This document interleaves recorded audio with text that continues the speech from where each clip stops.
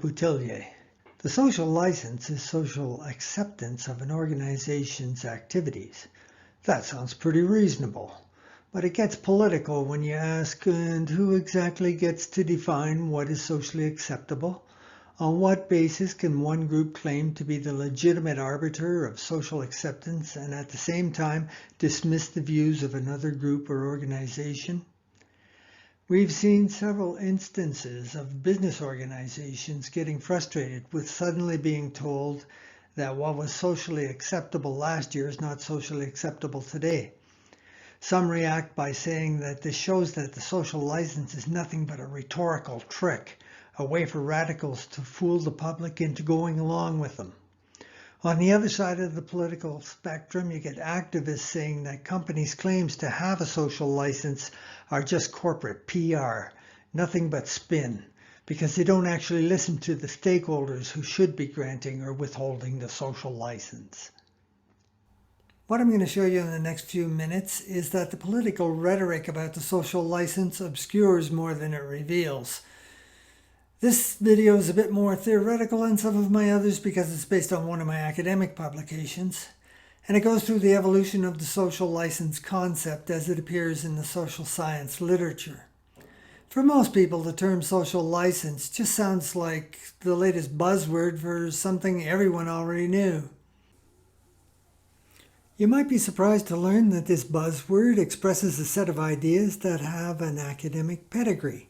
After reviewing that, I'll introduce the concept of policy narratives, and then we'll dive into how advocating for one set of policies over another spills over into how you characterize the social license. The social license was originally called the social license to operate, and it was used as a metaphor with the legal license to operate in the extractive industries.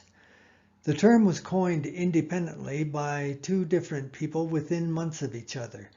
In October 1996, W. Henson Moore published an article in the Paper Industry Management magazine in which he said the forestry industry needed a social license from the public.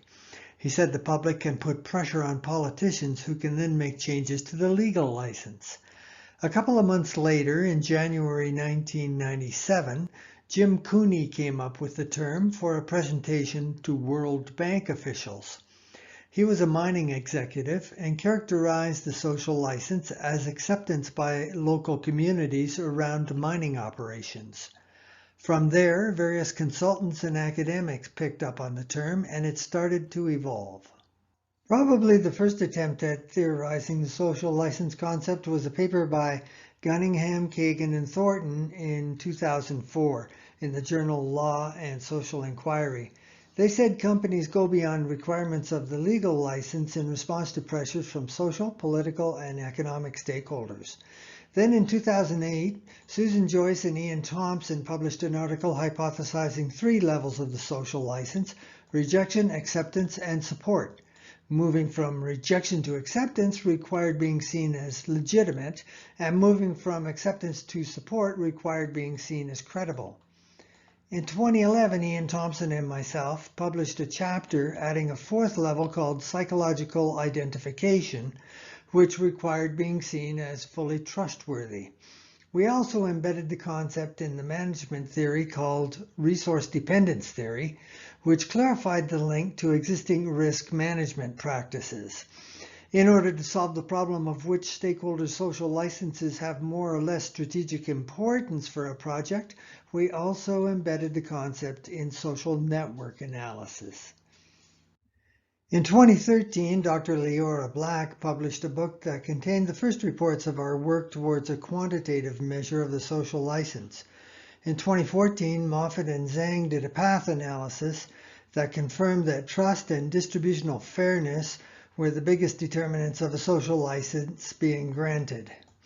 In 2012 and 2014, Pierno and Slocum unpacked the social part of the term with a study that showed how ad hoc multi-stakeholder governance bodies can assemble the legitimacy required to grant a social license. In 2014, John Morrison published a book in which he moved the concept out of the extractive industries and into the big wide world. He said all organizations need a social license, including governments and NGOs. He also linked the social license to the social contract and human rights. The social license essentially means social acceptance. And from the point of view of the focal organization that needs a social license, the acquisition and maintenance of a social license equates with the process of managing socio-political risk. Socio-political risk includes things like damage to the organization's reputation, which then causes financial losses through restricted access to markets or to human resources or to financing. It can also be more direct, as when there are boycotts, strikes, or blockades, more restrictive regulations, or outright bans on activities. The social part of social acceptance or rejection can mean acceptance by a community, the greater public, or just the most influential stakeholders. The most influential stakeholders might turn out to be a vocal minority or a small elite. That's where it gets political, and that's why there are disagreements about who gets to declare a social license to be present or absent. But before we get into that, let's look at what we mean by stakeholders. Stakeholders are those groups who could be affected by a focal organization's activities or who could choose to have an effect upon its activities. Notice that they can self-declare by deciding that they're going to have an effect upon the focal organization. Therefore, it's a misunderstanding of the concept to say you're going to decide who your stakeholders will be. You can decide to identify them, but they have stakeholder status independently of whatever you decide and independently of your recognition of that status. You can decide which ones you want to spend more time engaging with. That's what developing a stakeholder strategy is all about. When trying to find out who the stakeholders are and what level of social license they grant, it's important to keep in mind that by definition, stakeholders include subcontractors, consultants, employees, and investors. In fact, even the managers and executives doing the strategic plan to manage the social license are stakeholders. For example, an extreme silo structure within an organization with different divisions always trying to gain some advantage over others is a factor that has to be addressed in the strategy. If it is ignored, the outside stakeholders will hear different messages from different parts of the organization, and as a natural consequence, they'll be less likely to trust the organization and what it says. John Morrison contributed to the theory of the social license by noting that all types of organizations need social acceptance, even NGOs and governments.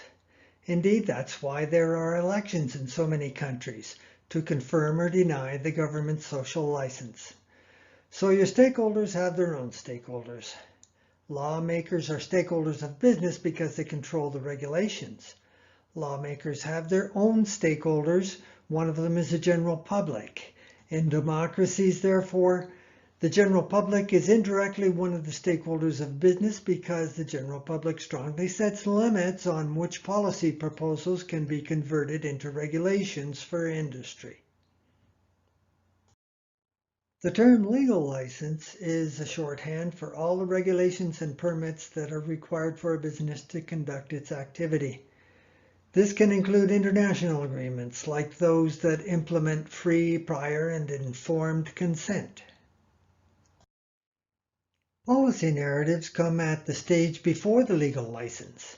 They are the stories that conclude with proposals for new regulations. They are proposed changes to the rules of the game. For that reason, they are political. They are debated and attacked and often contain attacks on alternative policy orientations.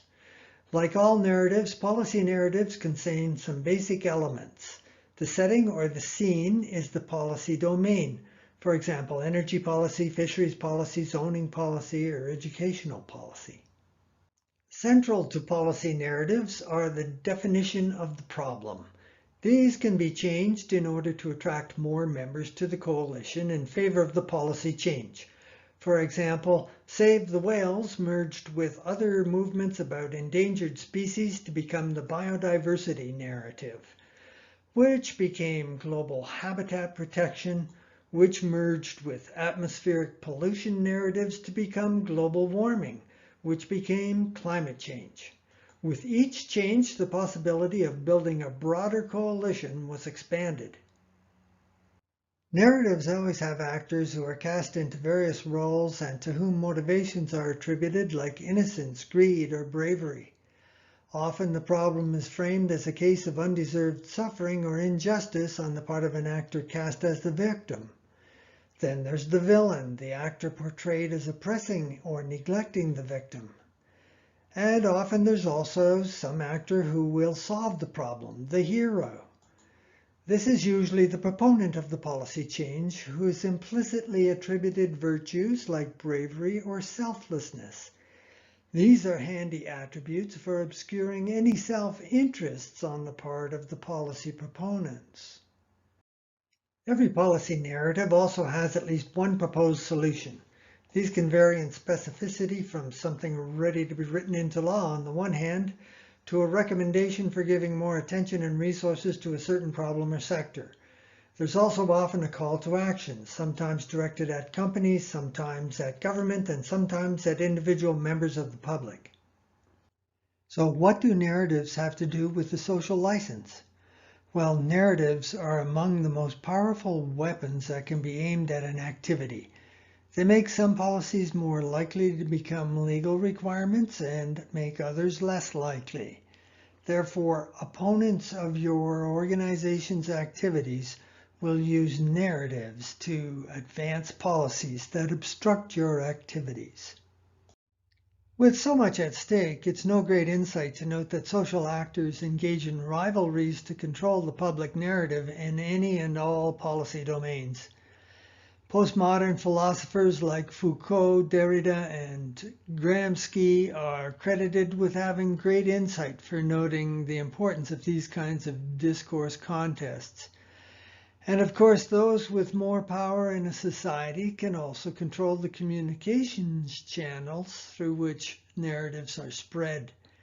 If you study history, you'll notice that when there's a coup d'etat, one of the first things the insurgents do is take control of the mainstream news media.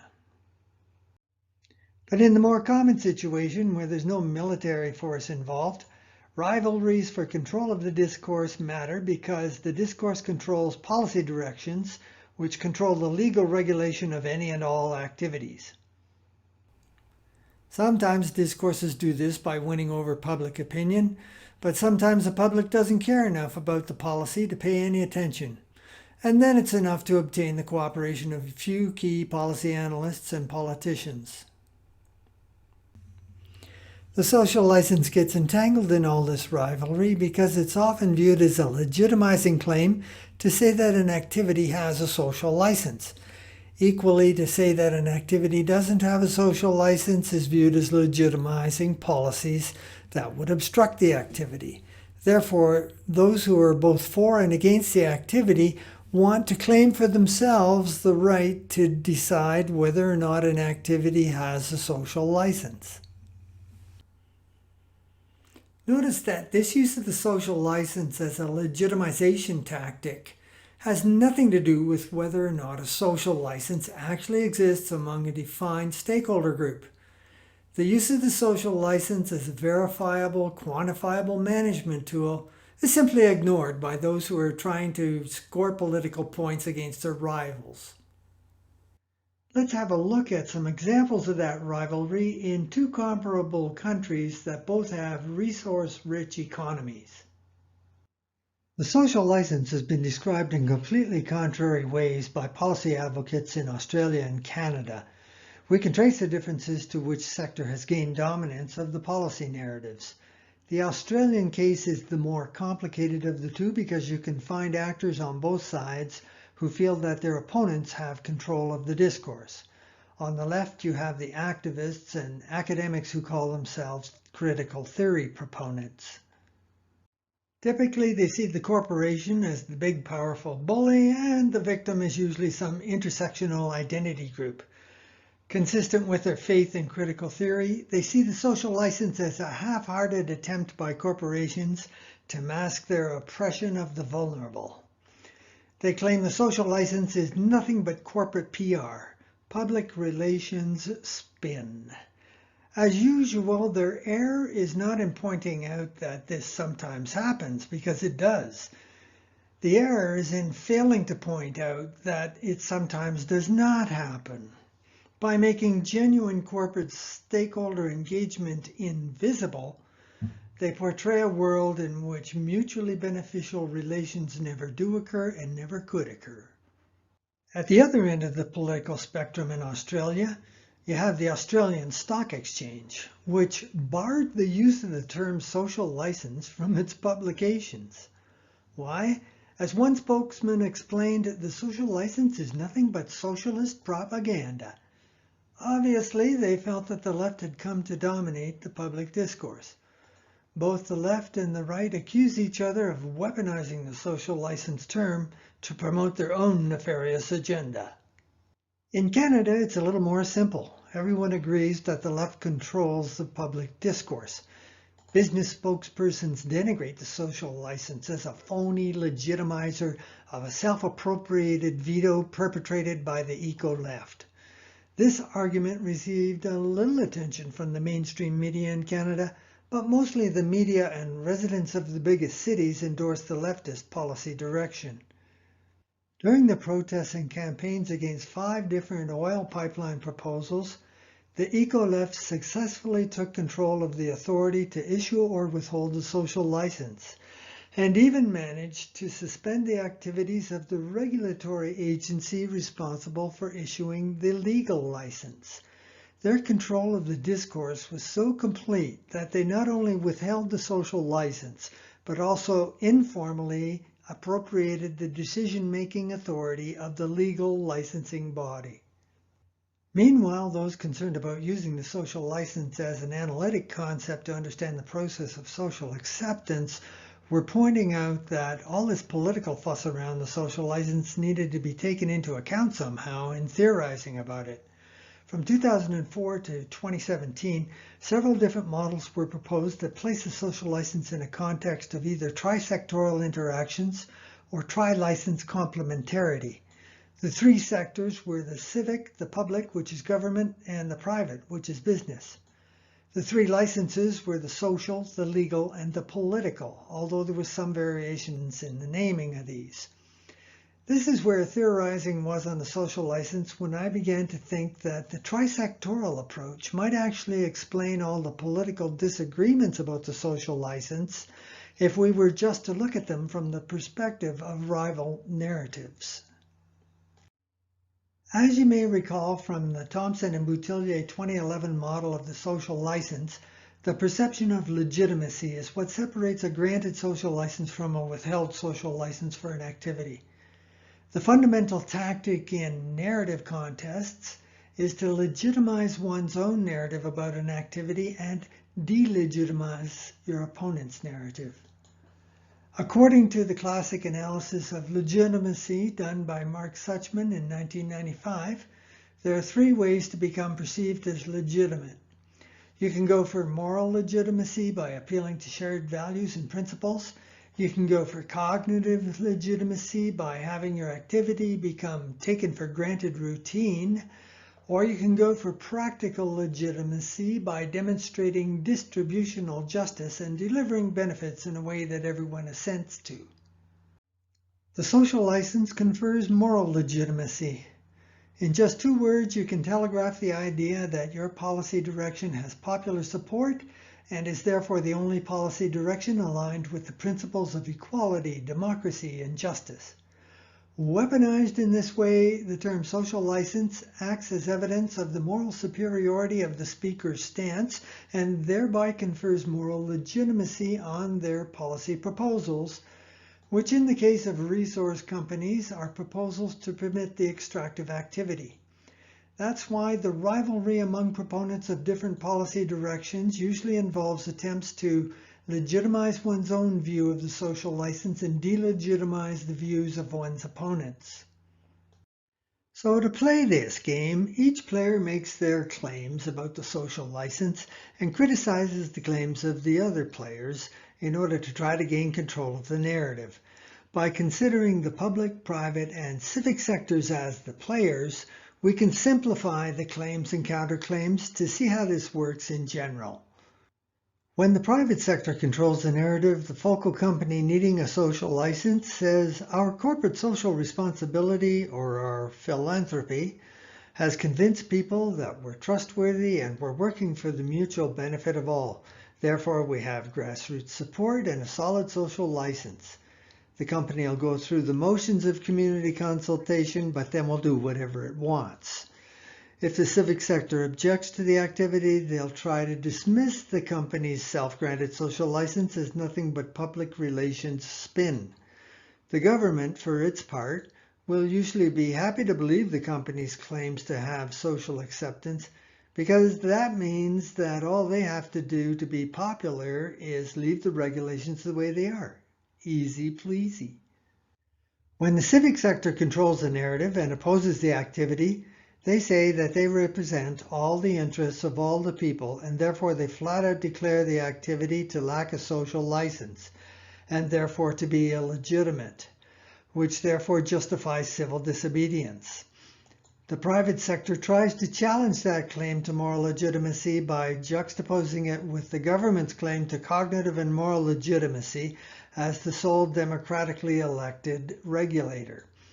They also might contrast it with the company's own moral legitimacy gained through CSR.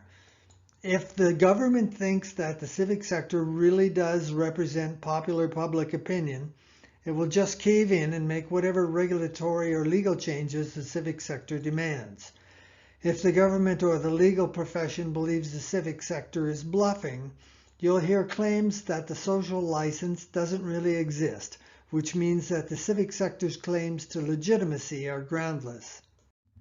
When the government controls the narrative, they say that grassroots public concerns have already been incorporated into the regulations and the approval process. Therefore, the legal license subsumes the social license. The social license is unnecessary because the existing regulations have social acceptance. If the government is dictatorial, that's the end of the story. If it's more democratic, there may be some consultation exercise performed as political theater designed to make the complaints of the other sectors just fade away into a bureaucratic process that's too boring to hold public attention. Now we have to ask, what are the limits of this analysis? Well, it doesn't explain the complexities of multi-sectoral alliances like those found in oligarchies comprised of government and business elites working together. Neither does it address the interactions where power to control the narrative is relatively equal. It doesn't explain how narratives can be constructed at different levels of jurisdiction, like local, regional, national, or international, or how those levels of narratives interact with each other. For example, how does a narrative about the global mineral supply chain answer the national security narrative about control over the supply of strategic minerals? This analysis also doesn't even begin to address questions about what happens when the social contract starts to unravel and consequently depresses all social licenses. Finally, the analysis makes a facile assumption that if one sector is dominant, it oppresses the others for its own self-interest. The problem is that social life is full of glaringly obvious exceptions to this narrow view of hierarchies. In hierarchies, one person has more authority to interpret the world for everyone through their preferred narrative, but that does not usually imply oppression or exploitation.